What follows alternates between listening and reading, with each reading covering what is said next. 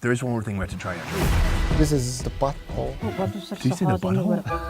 I think he said the butthole. This part is butthole, but this part is... Right, like the rectum. But I don't know, what do you call this? Yeah, I call it a rectum. Stuffed with meat. That's fantastic. I mean, there's never been meat in this rectum before. Can you slice a piece for Andrew that's really close to like the whole part?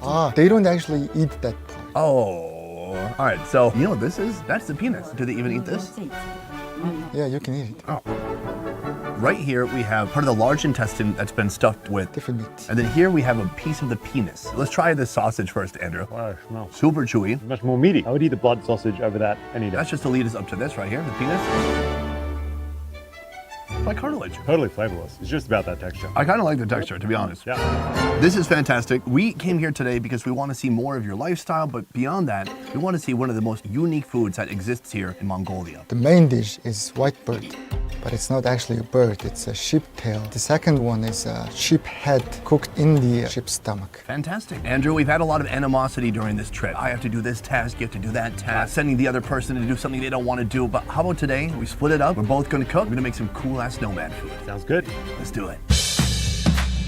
Mongolia is a land of very creative, efficient cooking. They don't always need pots and pans. You saw in our first episode, they cooked the goat inside the goat. They use the goat as its own cooking vessel. Well, we're kind of doing something like that today with the tail from the sheep. Oh my God, it smells really, really bad. What they're gonna do here later on is mince a bunch of meat and use the tail as the cooking vessel. Like, how could the food here get any more heavy? We're gonna be eating this sheep's head, and they eat it in a very fascinating way. They're gonna get this sheep's head, they're gonna place it inside the sheep's stomach, and that's how we're gonna cook it. It looks like some kind of horror movie. They're gonna char the outside, but there's no point in charring all this extra hair. So now look, shaving the sheep's head. We're just scraping off all of that outer hair. I'm excited because it's amazing you can go around the world and 100 different cultures will have 100 different ways to cook a sheep. This is something like I've never seen before. I can't wait to see how this finally turns out in the end. After the fur's been removed, she delicately fillets the tail, fashioning it into a vessel awaiting its fillings, minced mutton, and a touch of tail fat.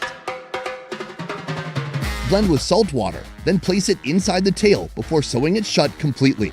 This bizarre-looking edible coin purse is a perfect symbol for Mongolian cooking. Pragmatic, yet delicious. At least, that's what they say. Before it can hit the table, it must be torched, singeing its hairs off clean.